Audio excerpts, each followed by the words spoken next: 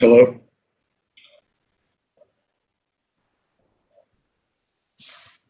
Okay.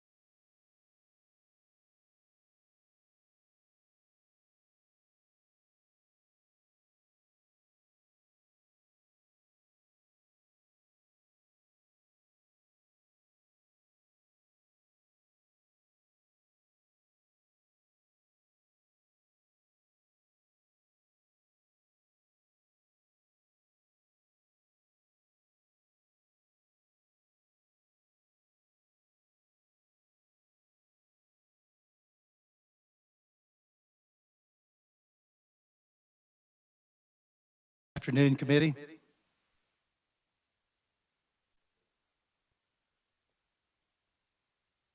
Good to see all of you here.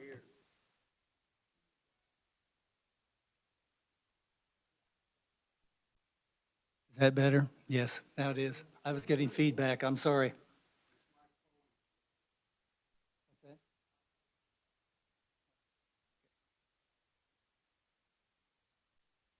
First order of business I would like to do is have everyone introduce themselves. And I will start with my ranking member to my right. Would you introduce yourself? And we'll just go around the room that way, and then we'll do it with staff.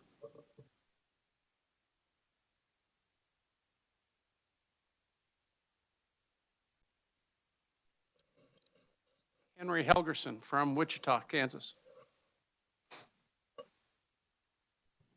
Joe Sywert from Wichita, Pretty Prairie, and Hutchinson. Jim Minix from Scott City.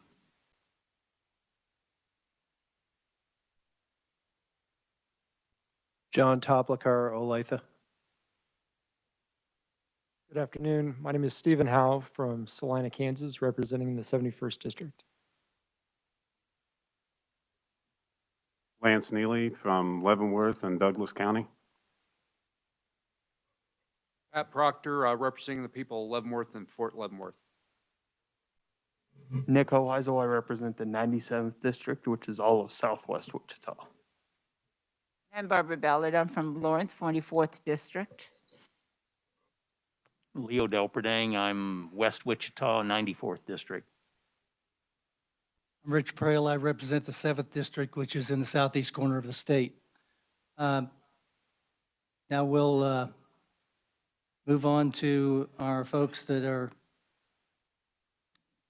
on WebEx to introduce themselves. I can get it moved up here.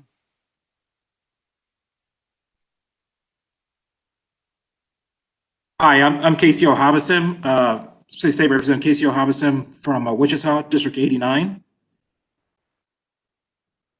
Thank you. Representative Neely.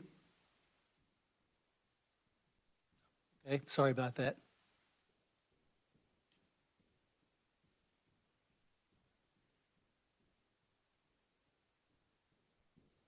Representative Hauser. Thank you, Mr. Chair. Representative Hauser, District 1, Columbus, Kansas.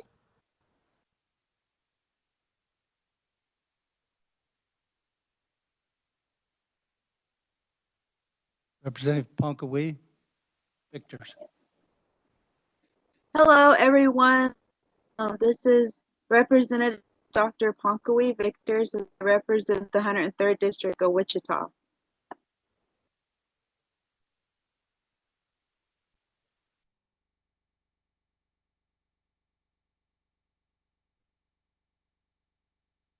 Representative Jacobs.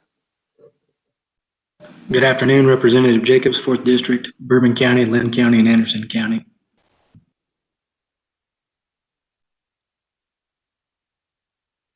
I would remind you, if you're not going to speak, please turn your mic off. We're getting some feedback.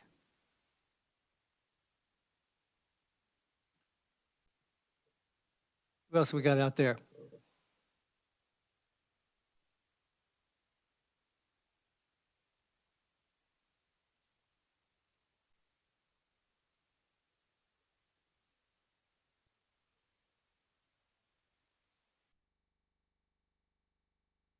Okay,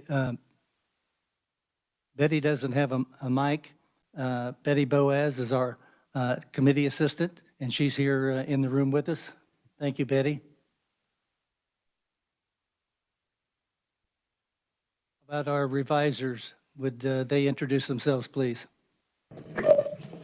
Yes, thank you, Mr. Chairman. Hope everyone can hear me all right. My name is Chris Wagner. I'm from the Revisers of Statutes office. It's been a couple weeks now, so I'm sure you're probably all aware, but we handle bill drafting, bill briefing, and any legal advice that any legislators would need. It's my 5th session in the legislature and 5th session in your committee, so glad to be back.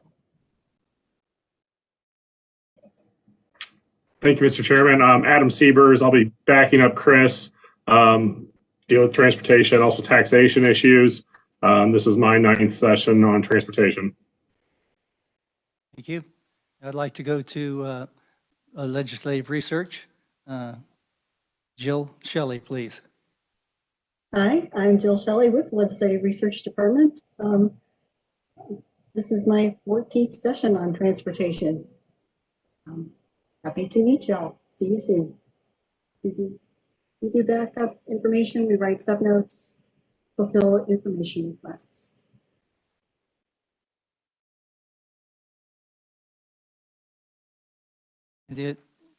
Your assistant?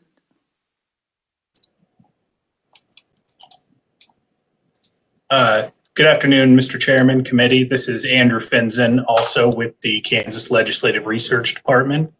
This is my first legislative session, so go easy on me. I will definitely be backing up Jill as well with anything that we can help you with. Thank you. Thank you. Mr. Hamey, I think your mic is on. Could you turn it off till we finish? We're getting some feedback. It was turned off, sir. I'll Okay. mute it again. Thank you. Open the floor to bill introductions. Representative Mason.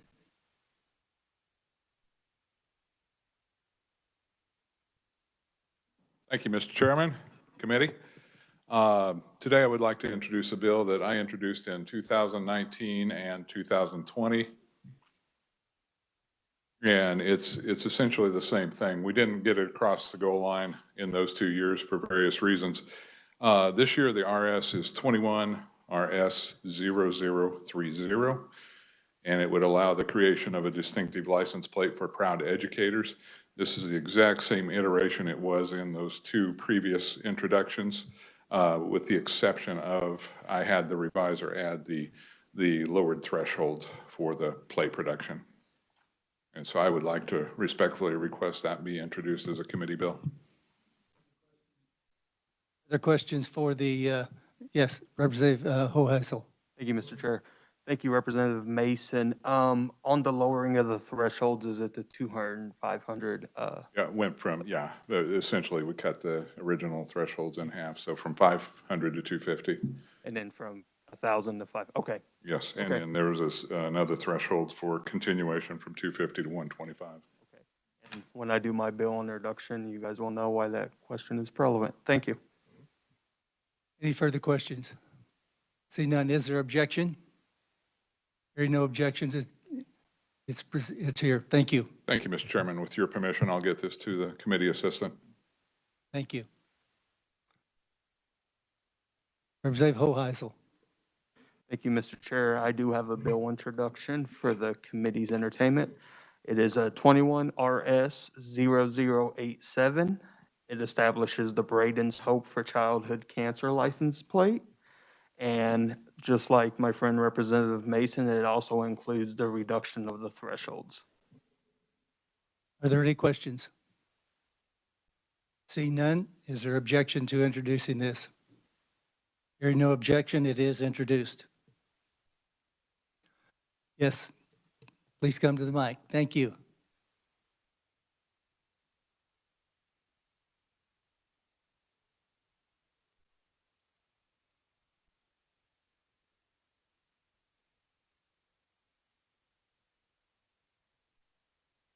Was your mic on? Last. Yeah. Is it on now? Okay, I'm sorry. I'll start over. I'm Gary Robbins, appearing on behalf of the Folston Law Firm. We're representing a client that is working on model legislation for electric bicycles. This legislation has passed in 28 states. And the group we're representing, our client, is People for Bikes. And the RS number is 70725. Are there questions? Hearing none, is there objection? Seeing no objection, it is introduced. Thank you. Thank you, Mr. Chairman. Are there other bill introductions? Representative Delperdang. Thank you, Mr. Chairman. I have 2 bills I'd like to introduce. First one is, in the case of both these bills, they were both introduced last year. I know this first one I'm going to talk about actually made it through the House, then we got shut down on the COVID issue. So it's identical to last year, but it's RS 0063, and it has to do with the antique tags for automobiles. Questions? Hearing none, is there objection? Hearing no objection, the bill is introduced. Please continue. Thank you, Mr. Chairman. The second one I also introduced last year, but it was referred to as the move over bill. It's RS 0062. In brief, everybody's familiar, if you approach an emergency vehicle with the lights flash and you move over to the other lane if it's available. This does the same thing if you have an individual's vehicle on the side of the road, hazard lights going and people present. Thank you. Are there questions? Hearing none, is there objection? Hearing no objection, it is introduced. Representative Jacobs.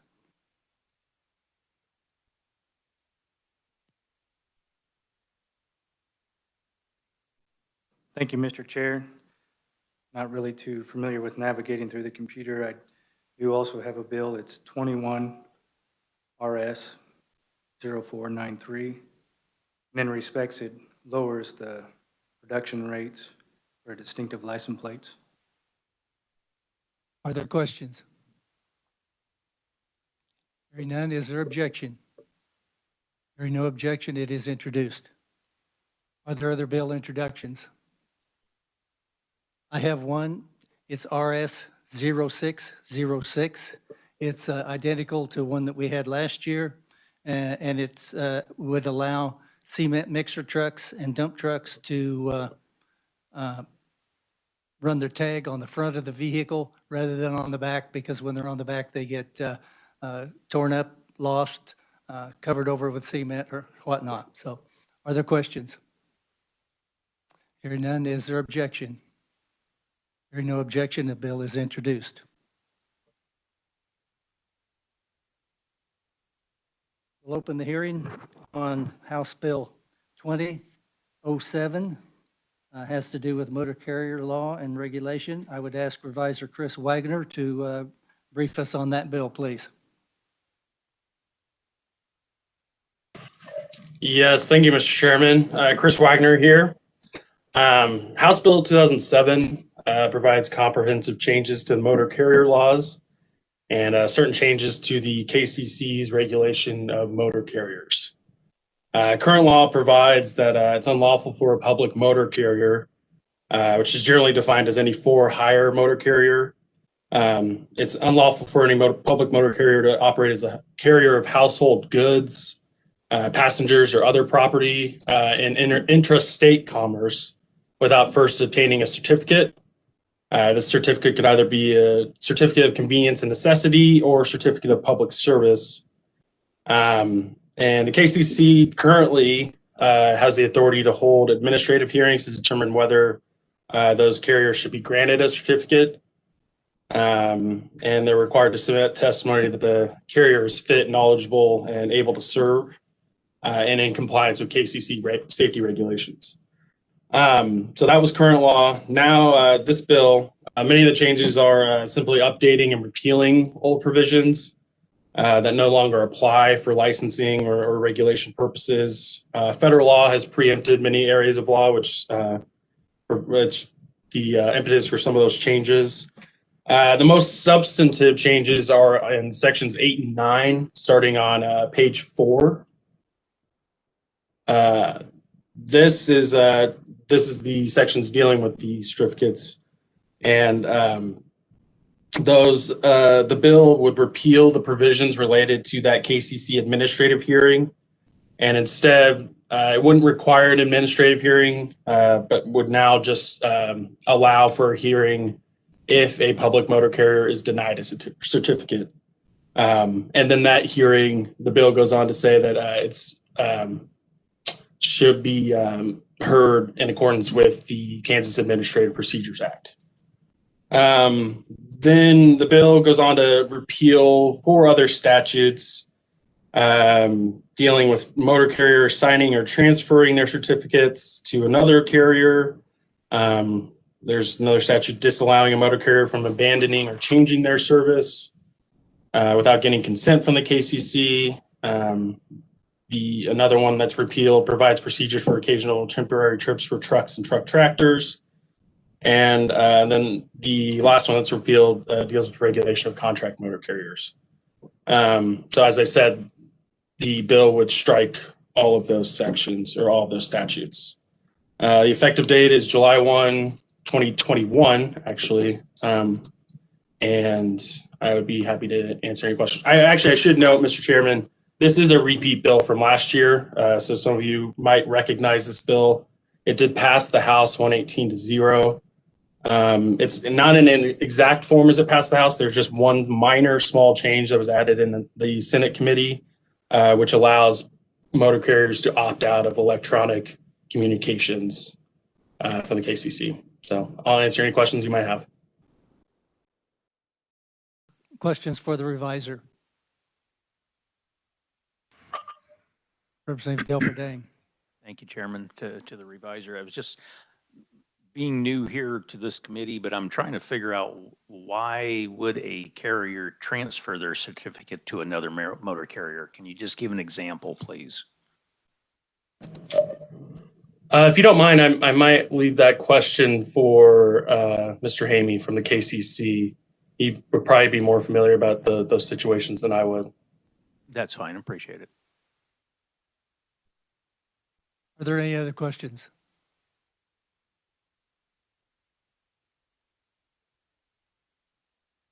Am I missing anyone that's on WebEx that is?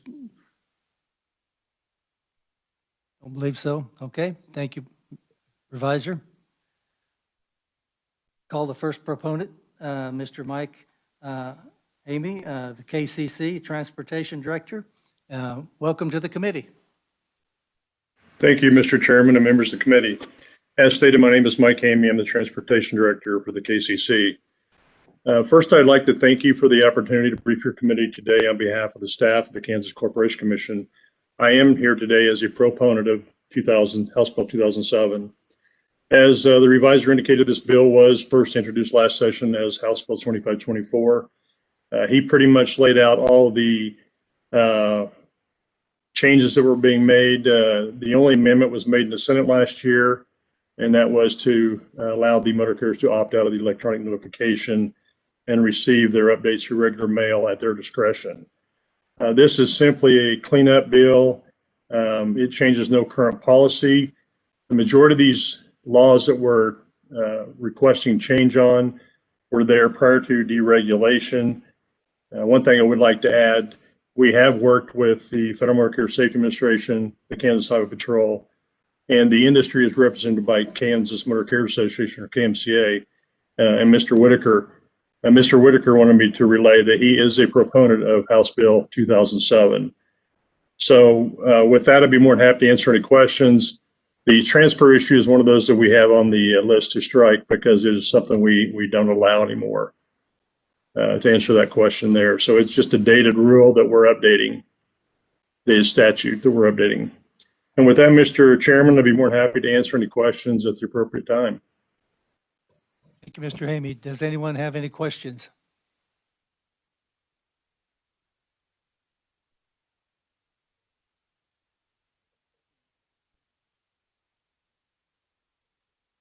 I see none.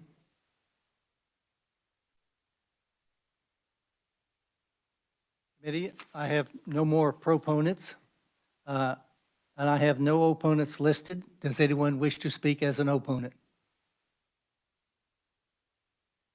Hearing none, does anyone wish to speak as neutral?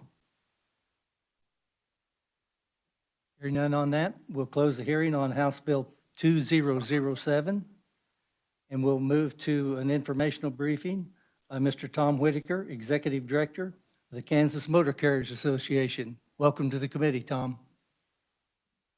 Thank you, Mr. Chairman. Can you hear me through my mask? Yes, I can. Okay, then I'm going to leave it on if that's all right. Just a quick update. First of all, I am Tom Whitaker. I'm the Executive Director of the Kansas Motor Carriers Association. This is my 38th session. The ranking minority member and I go way back from conventions years ago, but and this is the first time in 10 months I've had to put a tie on. So I'm here for testimony in the round today. I do want to give you an update on our truck registration that we do at KMCA. We are a contractor for the Department of Revenue to do commercial truck plates and IRP plates, and those are for interstate carriers.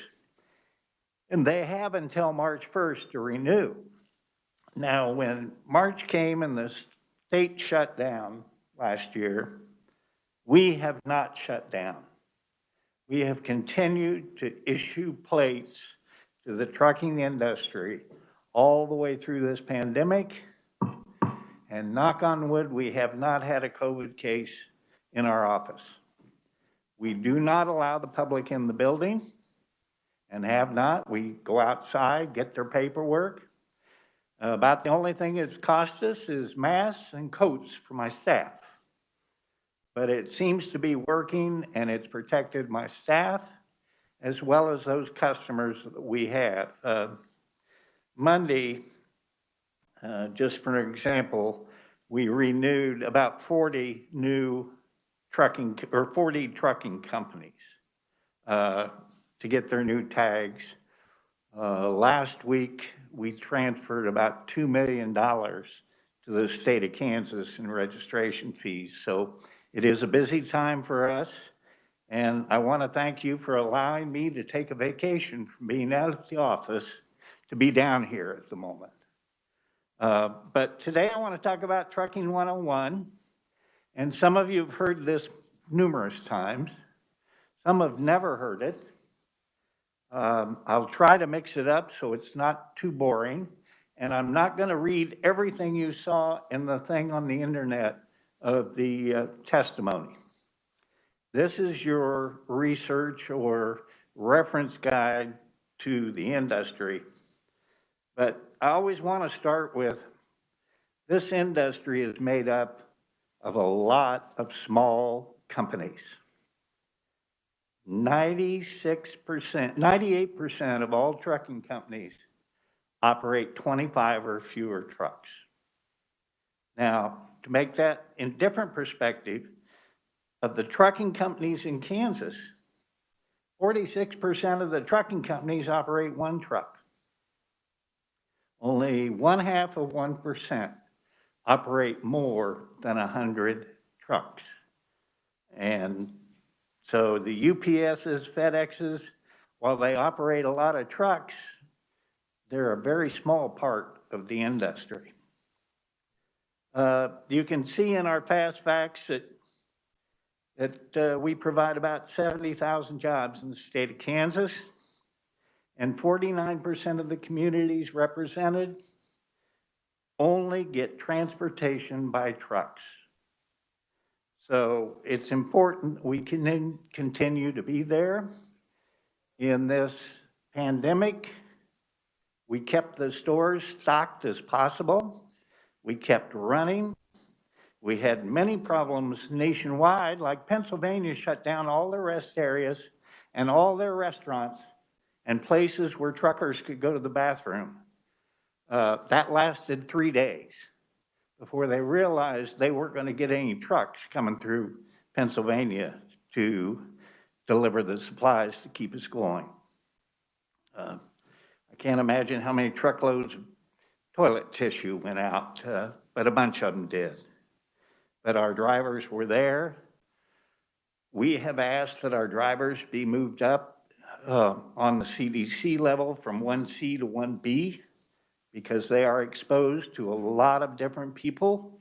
In Kansas, they are in phase 2, which we're very pleased about in getting the vaccines.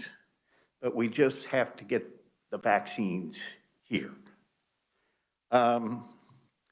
Basically, there are 4 types of motor carriers. There's private carriers that haul their own goods. Frito-Lay is a private carrier. Kroger, Dillon's private carrier. Your local plumber is a private carrier. There are for-hire carriers. They can be tow trucks. They can be dump trucks. They can be less than truckload, full truckload, flatbed, all sorts of them on for-hire. They can either be intrastate, meaning they only operate in the state of Kansas, or they can be an interstate carrier. And you can see on my page 2, all the different types of carriers that we represent. Now, about 4 years ago, we had a situation where we went to commercial motor vehicle licensing. And Mr. Chairman, I'm going to back up. That was back in 2012. Had to think for a minute. And we had a problem because all the small landscape groups and contractors all of a sudden had to get DOT numbers. So with the help of the feds and this committee and the Senate committee, we were able to exempt private carriers that operate vehicles 26,000 pounds or less. So the small landscape guy, lawnmower guy, small contractor is not required to get a DOT number, nor are they required to comply with most of the regs. There are 3 safety regs for small private carriers that are required. One is they have to do an annual inspection of their vehicles. 2, they have to secure their load. So you don't have rocks falling out. You don't have lawnmowers falling off the back of the trailer. And the third one was making sure the trailer was properly connected to the vehicle, coupling devices.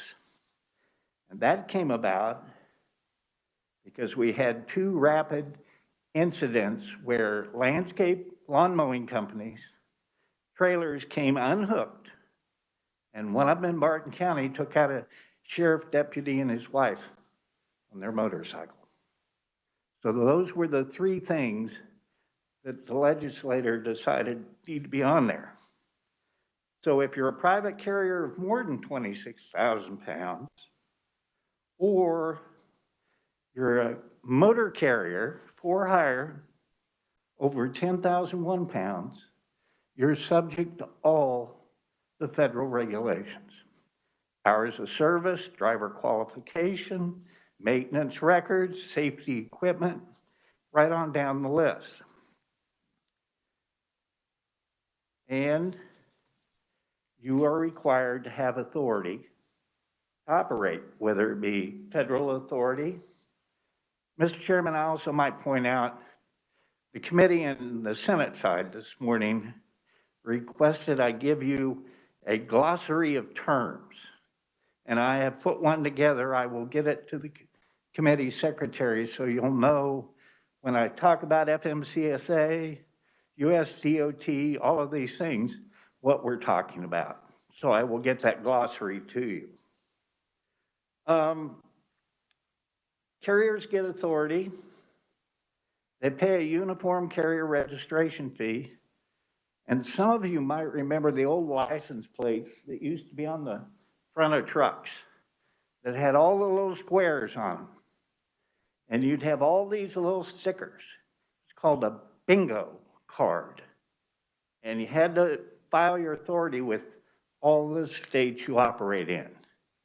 Now you pay one fee to one state and it's distributed. It's called the Uniform Carrier Registration Fee. Registration fee wise, on page 3,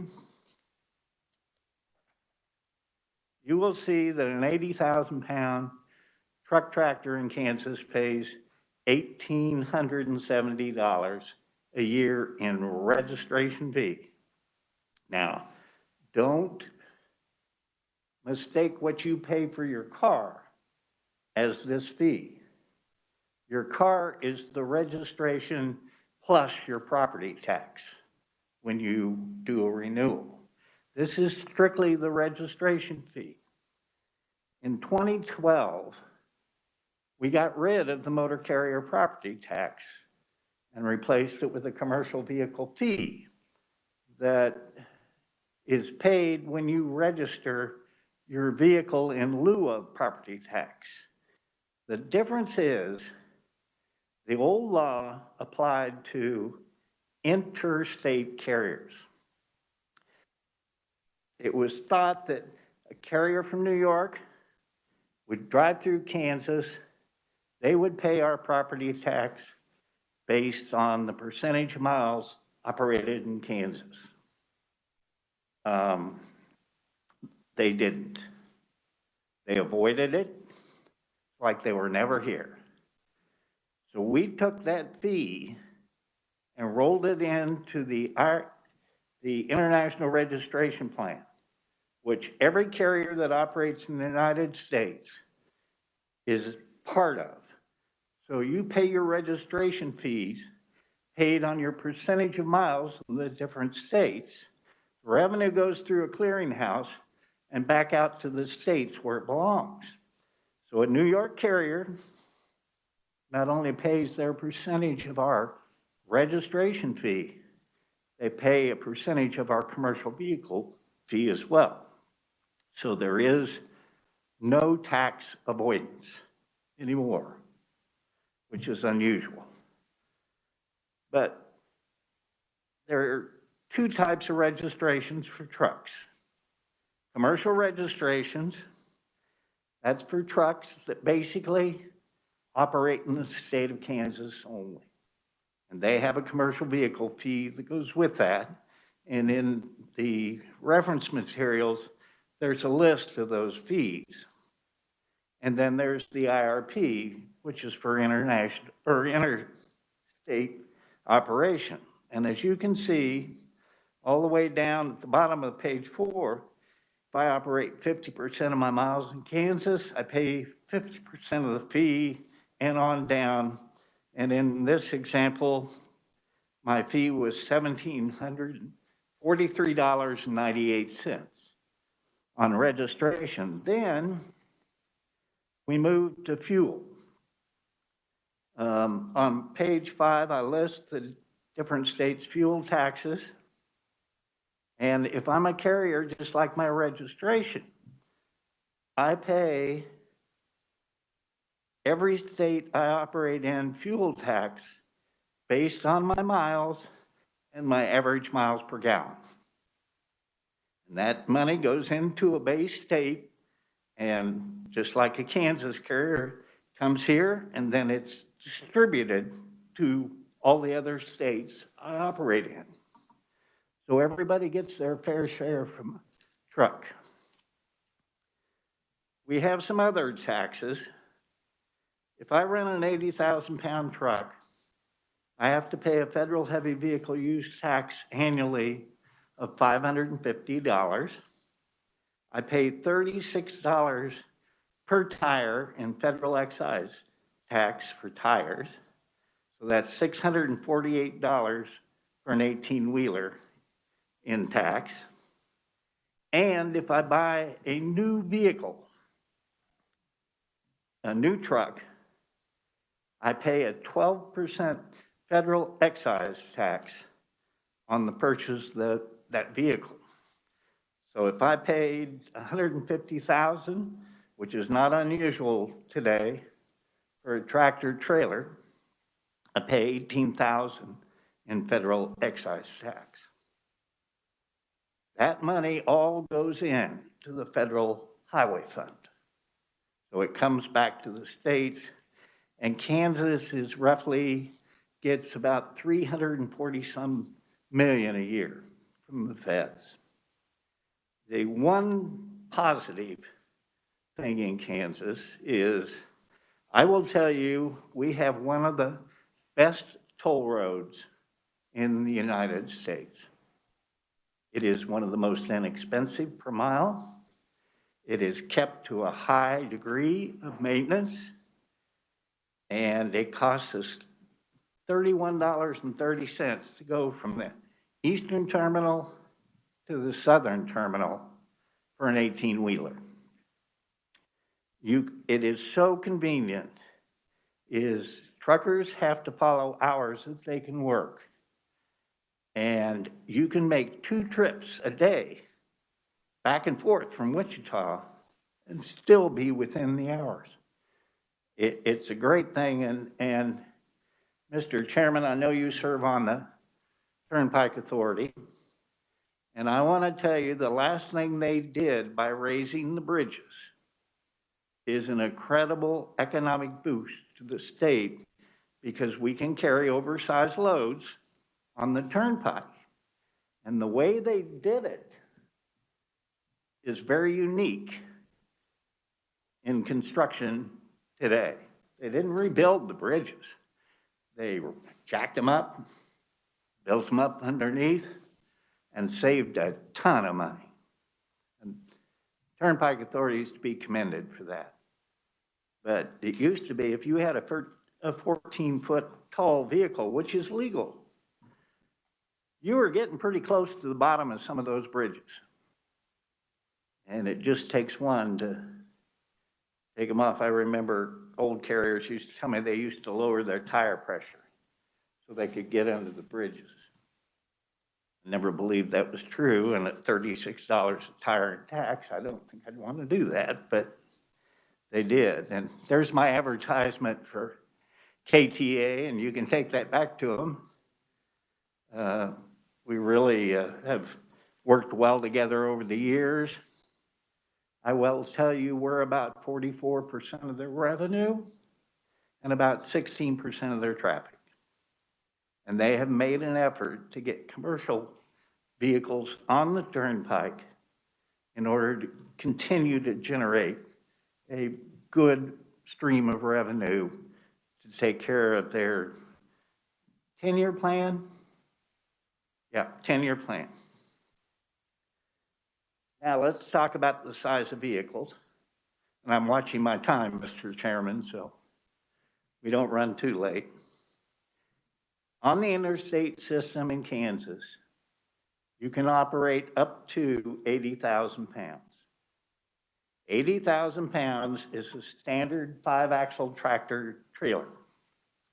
You can carry 34 on the 2 sets of tandem each, and the front weighs what it weighs, sometimes between 10.5 and 12. There's your 80,000 pounds. Off the interstate, you can haul 85.5. And we've been trying to get the federal law changed so that we could operate the 85.5 on a better built road. Unfortunately, the East and West Coast don't like to give weight increases, and neither do the railroads. So that has never happened. But 3 years ago, we were able to increase productivity for ag products, and that was to incorporate a 90,000 pound registration. It's, you register your truck for 85.5, pay $200, and you can go to 90,000, but you got to have 6 axles, not 5. So you can spread that load over those 6 axles and not create more wear and tear on our highways. So when you look at a truck and determine the weight is done on the gross weight, the axle weight, and the distance between those axles. They have to take into consideration all 3 things when they load that truck. Now, lengthwise, used to be tractor trailers could only be 65 feet long. And the first year I started with motor carriers, the federal government said, you're not going to do an overall length anymore. You're going to base it on the trailer length. And they said you cannot set a trailer length less than 48 feet. But then there was a grandfather provision. And in 1982, there was a company out of Great Bend called Continental Can. And they had a 59.5-foot trailer with the narrowest of cab over power units on the front end to be under the 65 feet. So 59.5 trailers are grandfathered in Kansas. They made tin cans. So they didn't have much weight. They just needed volume, kind of like Frito-Lay. So you aren't going to see many 59.5-foot trailers. 53 is about the standard that you would see out there. You don't see many cab-over trucks. You see what they call the conventional with the long nose, because they're much easier on the driver's comfort. Can you imagine sitting over the steering axle, rolling down the interstate? So power steering, automatic transmission, a lot of changes in the last 38 years since I started. When I started, they didn't even have air conditioning. So a long time ago. But on the safety side, as you know, anything over 26.1 has to have a commercial driver's license. It's a little more difficult to get. It includes the requirement of drug and alcohol testing, pre-employment, random, and post-accident. But there's been a new wrinkle since last year called the Drug and Alcohol Clearinghouse. It used to be that I would come apply to Prel Trucking for a job, and he'd do a pre-employment test, and I'd test positive for marijuana. Well, I'd wait 30 days, go to Helgerson Trucking, and go and apply, and I'd be clean, and I could get a job. Now, that positive test is reported to the federal government by your medical review officer. So, and the trucking company is required to check that before they hire them. It is to stop this, well, I'll just wait 30 days and I'll be clean. You're testing positive and you want to drive a truck, we don't want you in that truck, period. So that we've been asking for years. Carriers and drivers have to register, and they had to register by January 5th of this year.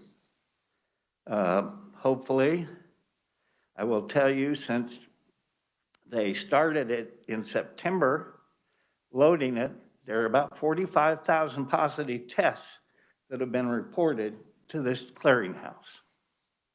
And with the expansion of recreational marijuana, I'm sure you're going to see more of that, because we're hearing that our carriers, when they bring in a group of drivers that they want to hire, they're losing about 50% of them right off the top. And that is the biggest problem we have as an industry, is finding qualified drivers. But those are just some of the items that we have. There are appendices to this that give you the registration fees, examples of the size and weights, the different types of trucks. But there are two items at the very end, Mr. Chairman, one that I want to talk about. One of them that our industry is very involved in is Truckers Against Trafficking. Every commercial driver in Kansas, before they can renew or get a CDL, has to take training on the awareness of human trafficking. And they learn how to report it, what they see on the roads, in the rest areas, in the truck stops, at the convenience stores, to report it on the hotline, and many instances of taking those people that are involved in human trafficking out of business and in jail are happening because of this particular project. You heard, what was it, a couple of weeks ago in Ohio, 90 people in the human trafficking ring were arrested. Truck drivers were part of the group that identified some of those that were involved. So it's a very important effort. I will tell you that you only have to do the training once. So once you do it with your CDL, you don't have to do it every time you renew, just once. The other thing that we do is we have a road team. They are professional drivers that go out and talk about sharing the road with large trucks, especially to driver's ed kids. Unfortunately, because of COVID, they haven't gone anywhere, and their companies won't let them travel. But the 6 that we currently have a total of about 24 million safe miles. That's a lot of miles. And they will be back at it once we get herd immunity and a few things like that done. And we'll be out there teaching people to watch out for what we call the no zones, where the truck driver can't see you. So I wanted to bring those 2 things to your attention.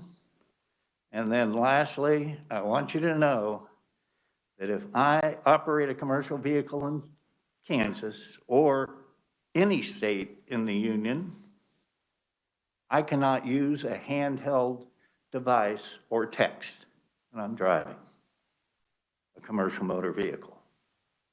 That doesn't apply to a lot of folks. This is kind of my editorial comment that you see driving down the road that do not do hands-free. We have a distracted driving problem in this country, and we need to find a way to fix it. I always used to say before they put roundabouts in my neighborhood that I'd come to a 4-way stop and I'd look around at the other 3 cars and I think they were all praying because their heads were down. And that's an old story that I've used before, but it was true, and it's even worse today. Actually, I put my phone back here so it wouldn't go off and I'd have to buy ice cream for the entire group. But with that, Mr. I don't know, is that legal under the current rules in here? But at that point, I'd be happy to stop and answer any questions. Mr. Whitaker, thank you very much. Are there questions? Representative Francis.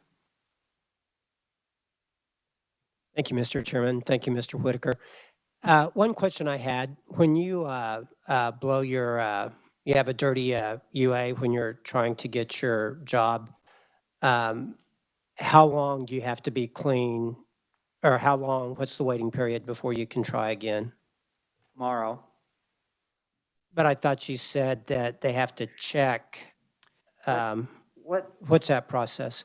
The process is I come in and apply to Francis Trucking. And part of that, I take my UA and goes to the MRO. It takes a couple of days and comes back, well, it's positive for, there's a 7-drug panel that it could be positive for. The MRO will try and talk to the driver and say, are you eating poppy seed muffins? What are you doing? And then the determination comes is if it's a positive or not. At that point, the MRO will notify the carrier that it was a positive and he's disqualified from driving. And the MRO will notify FMCSA, and it within 24 hours will go on that report for that driver. So the churning between companies is not going to happen.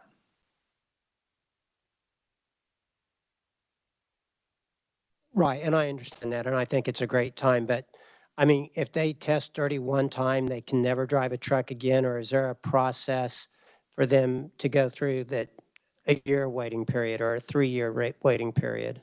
There are requirements within the regulations that require, if I'm working for you and I test positive, I have to give you referrals to 3 different substance abuse professionals. Don't have to pay for it. Driver has that choice at that point to pick one of them, go get evaluated. If they require treatment, complete the treatment, then he is allowed to return to duty or to come back to work. And he is possibly to be random tested twice a month for 6 months to make sure that he's clean, he or she. And be very careful about that. But on pre-employment, there is no referral to an SAP. So the driver would have to take it upon himself to go to an SAP, be evaluated and complete before he would be, the SAP would then report to the clearinghouse that he has cleared that level. Now, if he gets it while he's driving, he loses his CDL for life. Representative Hoheisel. Thank you, Mr. Chair. And just to kind of follow up on the representative's questions, is there any process, I guess, due process in getting your name removed from this clearinghouse database? How long does the name remain in there? Are we talking 10, 15 years from now? First of all, I don't know the answer how long it stays in there. I can find it out, but I don't. But there is a process for a driver to object to what's been put on there. And it's through the federal administrative hearing, starts with your local state director of FMCSA and moves right on up. I don't think it's been tested yet. Thank you, Mr. Chair. Representative Ballard. Thank you, Mr. Chairman. I want to follow up on your truckers against trafficking. We talked about Ohio, but we also know that Kansas has had a very high population, I should say, and of human trafficking going on.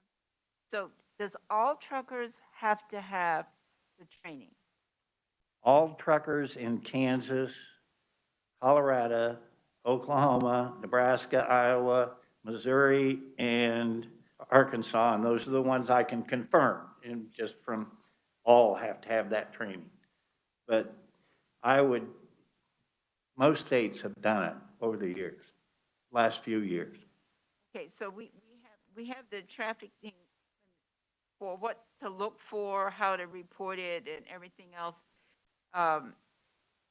But do we still have, what do I want to call it, the inspectors out there also looking for the truckers that may be participating in the human trafficking?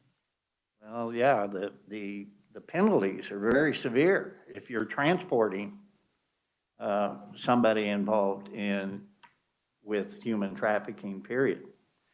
Those were passed 3 or 4 years ago. And I saw a bill just the other day on the Senate side that deals with human trafficking to tighten it up. But rules apply to truckers, and we do get inspected on the roads.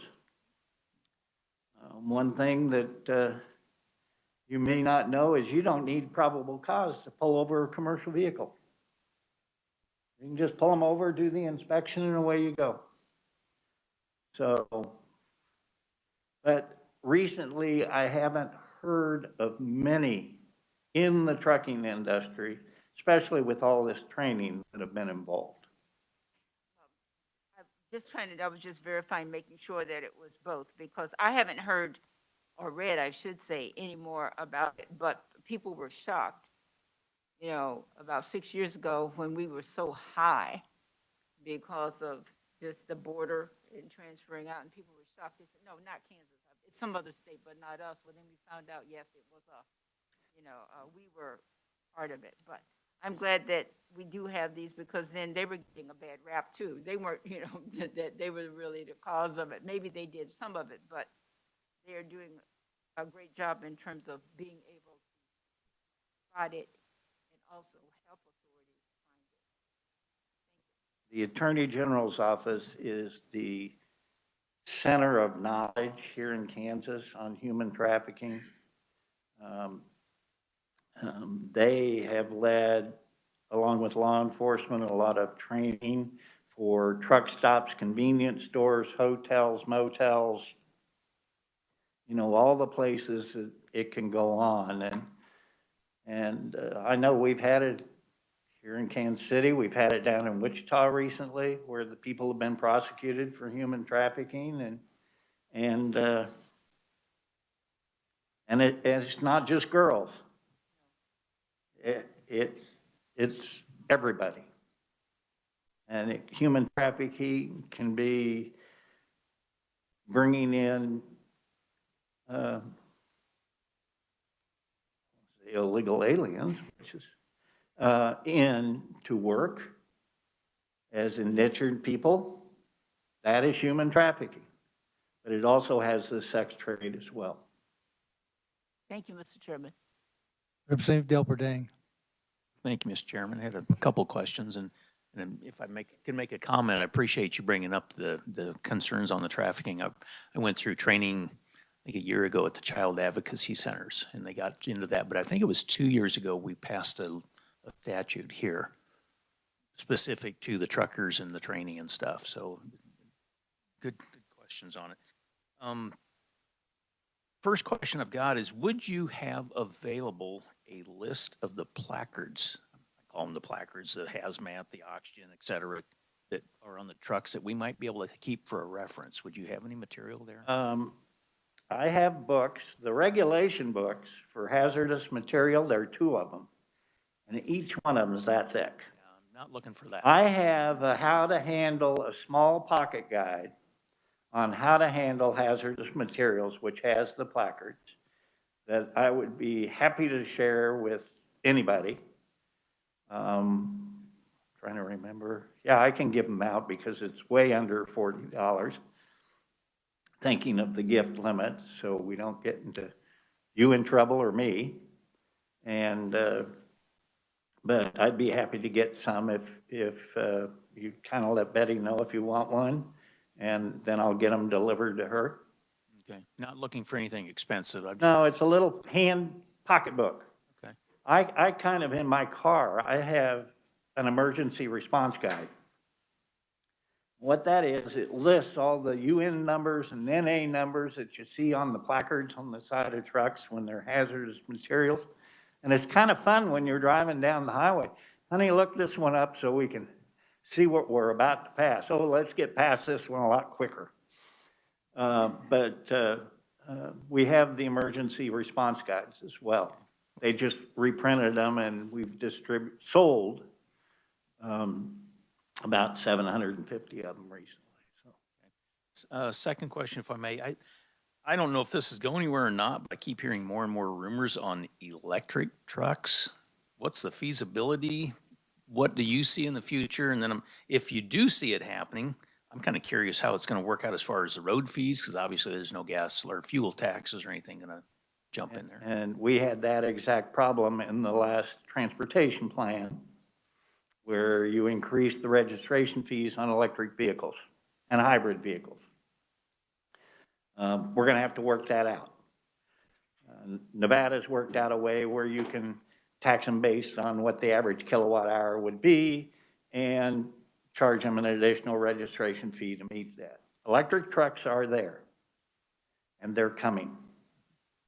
Peterbilt, Kenworth, Freightliner, they all have them, and so does Tesla, and I've only seen the prototype and a few of those. Right now, the requirements for environmentally safe electric trucks are mainly in the ports. where there's a lot of container unloading and loading and moving around in the California area. But I would tell you that I believe in 5 to 10 years, you're going to see at least 25% of our fleet 100% electric. I saw today where President Biden said that he was going to turn the federal fleet into an electric EV fleet. That's a lot of vehicles. And it's going to take one heck of a electric motor to move that Cadillac that he gets to go around in, because that thing is heavy. I bet it doesn't meet the actual requirements either. And then just you had already hit on this pretty extensively, I think, so I almost apologize for asking it, but we keep hearing more and more bills on marijuana, and if or when it becomes legalized, will anything change from the drug and alcohol clearinghouse or the testing, et cetera? Does it change anything for you in the industry if it does become legal? Well, we've had numerous states, and there was a bill introduced in this legislature that takes marijuana out of the drugs testing for workers' comp injuries. I want to tell you that if Kansas would change our law, it's still illegal to drive a commercial motor vehicle with that in your system. So if that happens, we need an exemption from that law for people subject to federal motor carrier safety regulations, drug and alcohol testing. Because until the feds change that, it's still going to be illegal. So we've, Nevada just went through that with their legalized marijuana, and they had to go back in their special session and clean up the bill. The question is right in the back. Yes, Mr. Chairman, Mr. Whitaker, thank you for being with us today. Do you have a copy of your presentation today that you could provide to the committee members electronically? Eddie's already got one. Okay, thank you. Yeah, I did that, but if anybody else that's listening out there or anything would like a copy, just email me at tomw@kmca.org, and I will get them one. Representative Proctor. Thank you, Mr. Chairman. I've got another technology question. This is a question I get from truckers in my district. The future of driverless vehicles, commercial vehicles, are statutes conducive to that, not conducive to that? And what impact do you think it'll have on the trucking industry? Well, first of all, driverless vehicles aren't legal in Kansas. Right now, that's the rule. We're hoping for some federal guidance on those. This is my own personal thought about this, reading all the trade magazines. Eventually, you're going to see some sort of it, but you're always going to have a driver in that cab. Kind of like when you flip on an airplane, you flip on autopilot. You got to have a pilot right there. They may not be doing what they're doing today, but eventually that's probably going to happen. I mean, we're seeing what Las Vegas now uses driverless shuttles, and Arizona is starting to do that. It's growing. I may not be around by the time we get to that point, but it's coming. Technologies. That's why I have a young staff, so I know what to do. It's kind of like running these WebEx things. I have somebody on my staff that knows how to do that. We all have had a lot of help, let me tell you. Representative Francis. Thank you, Mr. Chairman. And this is actually with technology today, this is Representative Jacobs' request.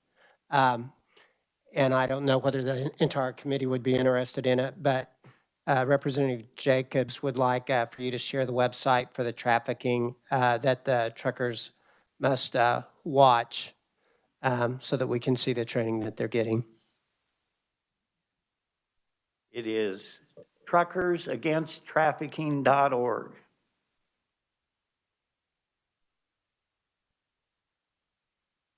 I'm even certified. Well, not certified, but I've been trained. Let me put it that way. Mr. Whitaker, one of the things you briefly, I think maybe got close to it anyway, was platooning. Would you talk about that just a bit? That's kind of gone away, Mr. Chairman. There is talk. Platooning is when two vehicles get together, two trucks, and the first one is controlling the back one. There's drivers in both trucks, but it saves the airflow around the other trucks and reduces their fuel use. It is being used in some states. I still think that it has merit. It needs tested in Kansas. And I will tell you the KTA is the perfect place to test that.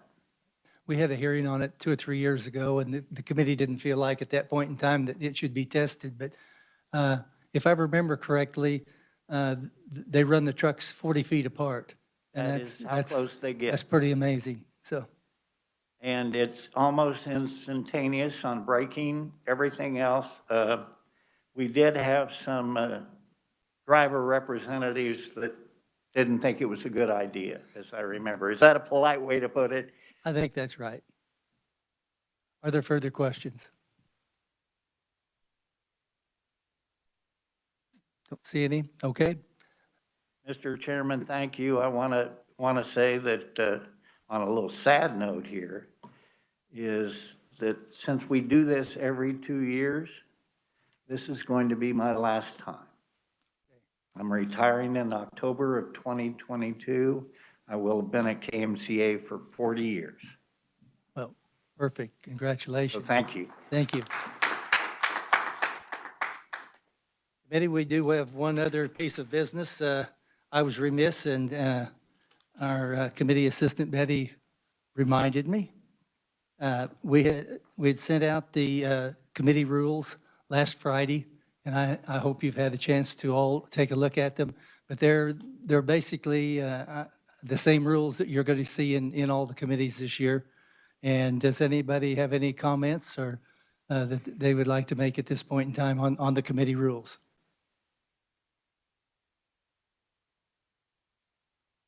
See none. Is there objection to approving the rules as presented? Hearing no objection, they are approved. Committee, we will be meeting on Thursday, and we're going to hear House Bill 2014, and Secretary Julie Lorenz of the Department of Transportation will be here also to give us some briefing. So you might be thinking of questions you would like to ask her about the transportation plan or anything you'd like to talk about that has to do with transportation, because she will be here and she plans to be here in person. With that, we are adjourned.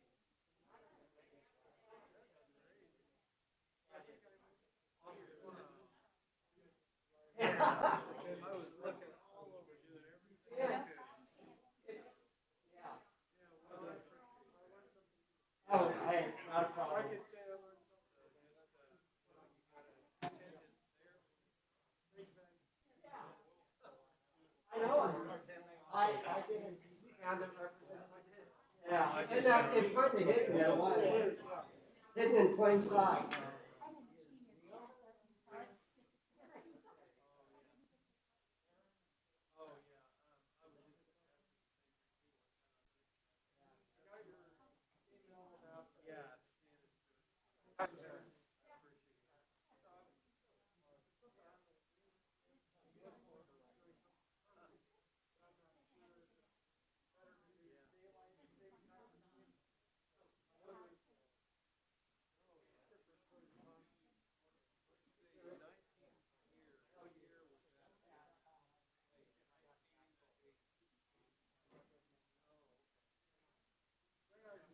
I'm sorry.